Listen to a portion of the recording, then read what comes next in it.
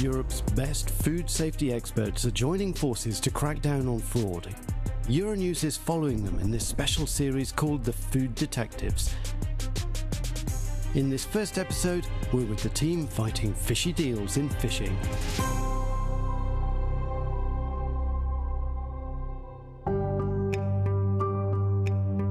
Over 3 million tonnes of fish are caught and sold in Europe every year, and not everything that's traded across the continent is exactly what it claims to be.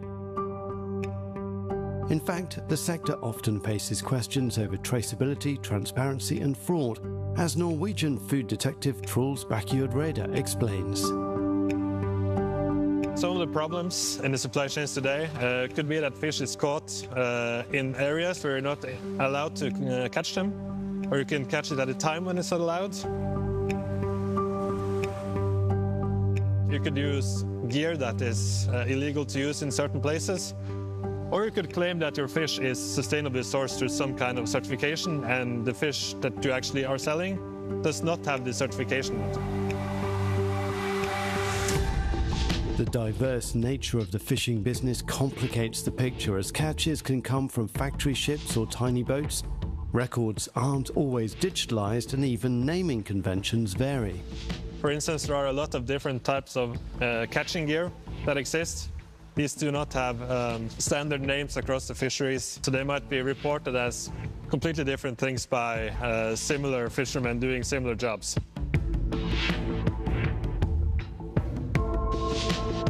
So, food detectives Truls Bakkejord and Carolina Grun are working on a solution to make fishing fraud much more difficult. Carolina oversees quality management at this Danish-owned fish processing plant in Koszalin in northern Poland. She says the fraud usually occurs before the pallets of frozen fish reach their factory. We are receiving the fish, the whole fish, so we can see the species. We are sure what fish it is. We can distinguish it, but we cannot confirm only at the look at it where it's coming from and with which catching gear it was caught, with which in which period. So when we receive the goods to our factory, not all of the information is available in the documents. Truls and Carolina are now working together to fill in those gaps in their knowledge along the supply chain.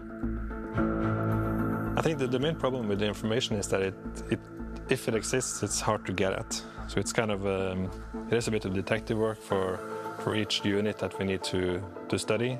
Their ultimate goal is to develop a digital tamper-proof format for a new kind of product passport that follows the fish from the sea to the supermarket.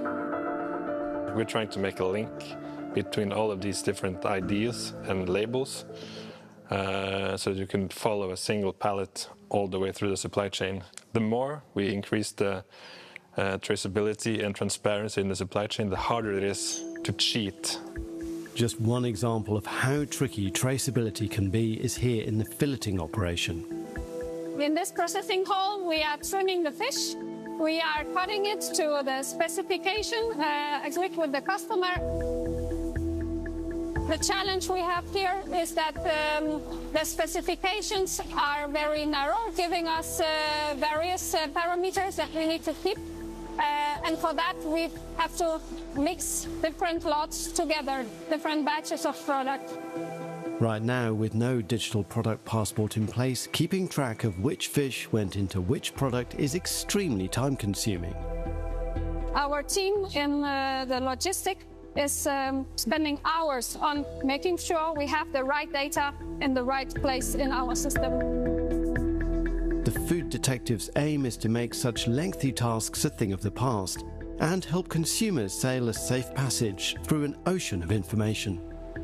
The hope is that the work we're doing will become an industry-wide standard, where all the actors in all the various supply chains in the fisheries industry are able to collect and share information in a standard way, so that when you see the fish on your plate, you know exactly what it is, and it has been caught sustainably. Well, that's all for this episode. Next time in The Food Detectives, we're in Germany and France with a team tracking fraudulent chicken and beef. See you then.